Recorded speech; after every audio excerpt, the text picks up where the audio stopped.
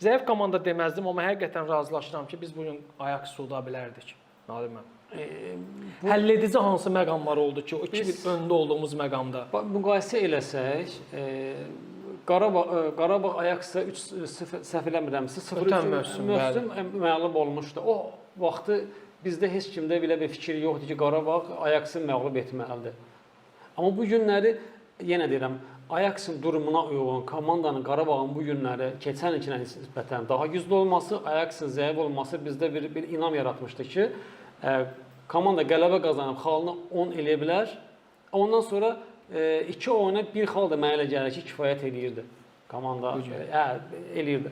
Amma Azarkeş də haqlı olaraq iradını bildirir. Komandanın hansısa mövqeyin zəif olması, hansısa futbolçunun zəif olmasını haqlıdır. Yəni ki, necə ki, komandanın qələbə qazananda dəstəkləyirsə, elə də məğlub olanda fikrini bildirməkdə azaddır. Yox, həqiqətən, yəni Nəriman meydana daxil olub əlahiddən nəsə bir şey elə etmədi də, qeyd edəsən ki, Azarkeşin qarşısında fakt kimi.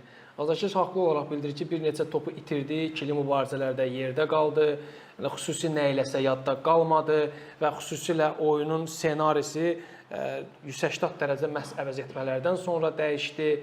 Yəni, ola bilər, haradasa bəlkə Qurban, ümumiyyət əvəz etmənin iki tərəfi var da. Bu, sənin üçün lotereya uda da bilərsən, uduza da bilərsən. Bir çox hallarda olub ki, Qurban əvəz etmələrindən sonra biz oyunu dəyişmişik. Amma bugün görünən odur ki, Qurban Qurbanovun günü deyilmiş o əvəz etmələri baxımından. Belə deyəm də, futbolçuların günü deyildi. Qurban Qurbanov, yenə deyirəm, bundan öncə neçə dəfə olub ki, həmin futbolçuları oyuna daxil edibdi. Hətta o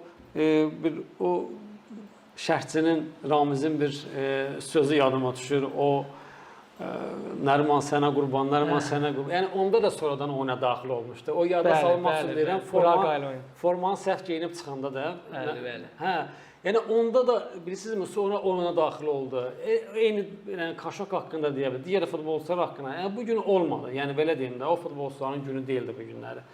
Belə deyək, qısaca olaraq deyim ki, bu günləri bizim qədərimizdə sevinmək yoxmuş.